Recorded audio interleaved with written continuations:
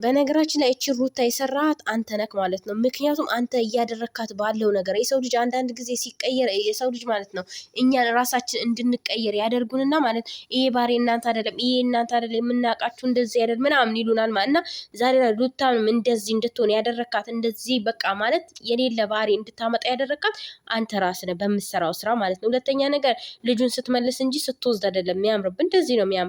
በቃ አንተ ልጁን መንካት ማንም እሷ እኮ አታይ ማላለች ግን አንተ ህይወቷ ውስጥ ገብተህ እየበጠበጥካት ነው። ገባ? በልጁ ሰበብ እያደረግ 24 ሰዓት እየመጣ ቀን በቀን እየመጣ የእሷን ህይወት ምስቅልቅል እሷ ህይወት እንዳትጀምር አንተ የራስን ህይወት ይዘህ እሷ ደግሞ ህይወቷን እንዳትኖር ነው እያደረካት የነበረው ማለት ነው። ልጅህን አታይም አላለችም፣ አልሰማንም። አታይም አላለችም ማለት በምታደርገው ነገር ማንኛውም ሰው የሚያደርገውን ነገር አድርጋለች።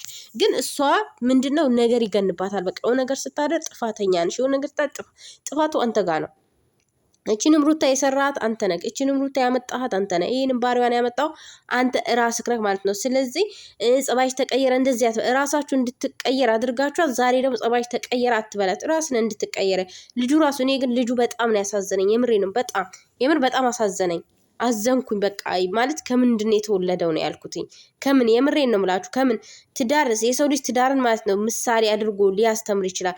ጸብን አውጥቶ አደባባይ ላይ ይሄ ትምህርት ይሆናል ብልግና ነገርን ያስተምራል ብሎ አስቦ ይህንን ነገር ይለቃል። የምር በጣም ነው የሚያናድር። እና ወንድምየውም ልጁን ስለመለስ ያችን ተዋት፣ ይቺ ቡዜ ተብያዋን ተዋት። ቡዜማ ጭራሽ አፈላች እኮ እሷ ተንተከተከች እንዴ!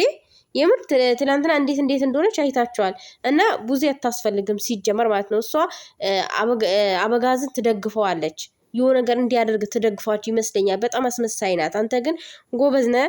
ልጅሽ ስለተመለሰልሽ ሩታዬ እንኳን ደስ አለሽ። ልጅሽ ነው ጀግኒት። የምር አንቺ ክስ ቦታ ባትሄጂ በጣም ያሰቃዩሽ ነበር፣ በጣም ያንገራግሩሽ ነበረ ላልመለሰልሽ ልጁን ማለት ነው። ግን ህግ ቦታ በመሄድሽ ለአንቺ ይጠቅሞሻል። በሳምንት 3 ጊዜ በሳምንት 4 ጊዜ እንዲህ ማየት ትችላለህ። በጣም ደስ የሚል ነገር ይሄኛው ማለት ነው። ሁለታችሁንም ያስማማ ነገር ነው። በሳምንት 2 ጊዜ በሳምንት 3 ጊዜ በጣም ያስማማችኋል ሁለታችሁንም ማለት ነው። በጣም ደስ የሚል ነገር ነው። አሪፍ ነገር ነው። በቃ ግን እዚህ ጋር ሰው አይኑር ምናምን። ልጅቷ ከሰው እኮ ነው የምትኖረው፣ ብቻዋን አትኖርም። ሰው አይኑር ማለት አትችልም። በእርግጥ ሌላ ሰው ነገር የሚፈልግ ሰው ነገርን የሚያመጣ ሰው አው ልክን አይኑር። ግን እዚህ ጋር ሰው አይኑር ማለት አትችልም። የራሷ ህይወት ልጅቷ አላት። ከሰው ጋር ማህበራዊ ህይወት መኖር ግዴታዋ ነው። ገባ?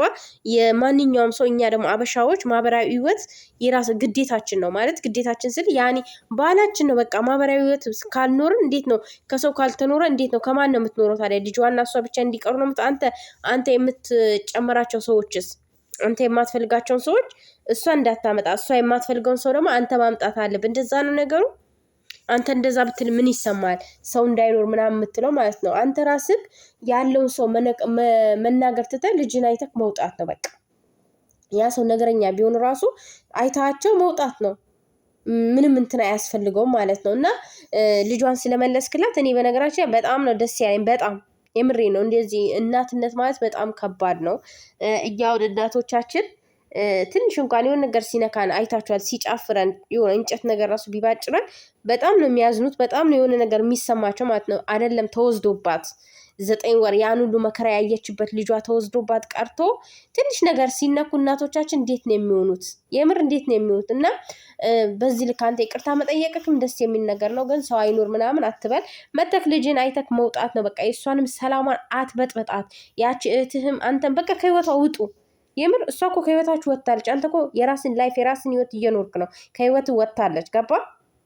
አንተ ነህ አሁን ከህይወቷ አልወጣም ብለክ ግግም ብለክ እንደ ማስትሽ የተለጠፍከው ማለት ነው።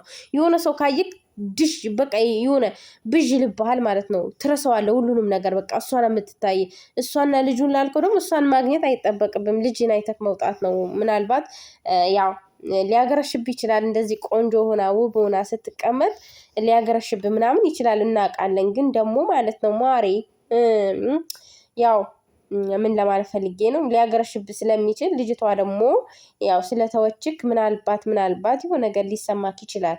ስለዛ ነው ሰው እንዳይኖር ምን ልታረግ ነው? ሰው እንዳይኖር ሁለታችሁን ብቻ ማግኘት በስልክ ማውራት ትችላላችሁ። በስልክ ሩታዬ ከቤትሽ ሰው መጥፋት የለበትም። እሱ በሚኖርበት ሰዓት የሆነ ነገር ቢያደርግሽ ማን ያውቃል? የሰው ልጅ በአሁኑ ሰዓት ከፍቷል። ምን እንደሚያደርግ በምን ይታወቃል? እና ሰው ከቤትሽ መጥፋት የለበትም። ሰው ቤትሽ ላይ መኖር አለበት። ሰው ቤትሽ ላይ መኖር አለበት። ሰው ግዴታ ነው። በቃ ሰው ያስፈልግሻል። ሰውን ማውጣት የለብሽም። ቤትሽ ላይ መኖር አለበት ማለት ነው እና ማለት ነው ማሬ ሰው እንዳይጠፋ ቤትሽ ላይ ሰው ይኑር። ምክንያቱም እሱ በሚመጣ በተለይ ደግሞ እሱ በሚመጣበት ሰዓት ይኑርልሽ። እሺ ውዴ።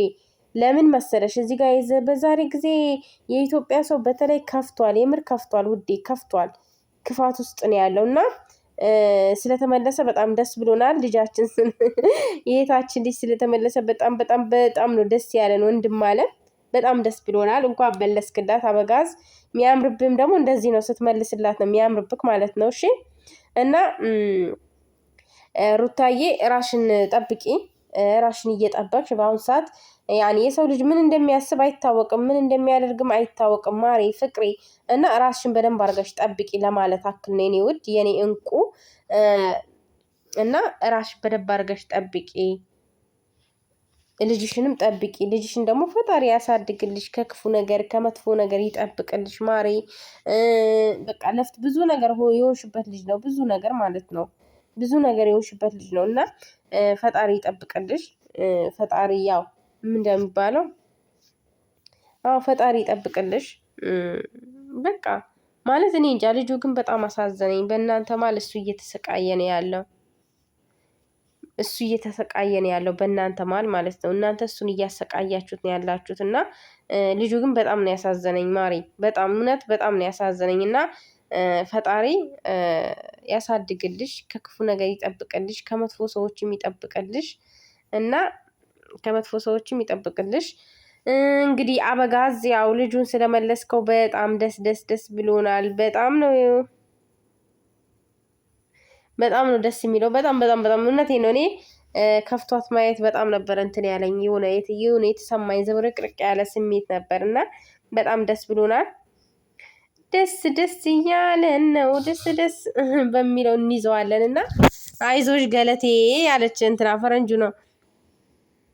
አይዞሽ ገለቴ ማለት ነው ፈረንጁ። አይዞ ገለቴ ነው፣ አይዞሽ ገለቴ ነው ያለው ውዶቼ። እና አይዞ ገለቴ ልጁ ስለተወሰደብህ በጣም በጣም በጣም በጣም ደስ ብሎናል። ሕግ ቦታ ሄደሽ ሩታ ጀግንነትሽን ስላሳየሽ፣ ብቃትሽን ስላሳየሽ በጣም ነው ደስ ያለን። የምሬ ነው በጣም ከምልሽ በላይ ማለት ነው። በቃ እንደዚህ ሴት ልጅ ቆርጣ እንትን ስትል ነው ደስ የሚለው ማለት ነው።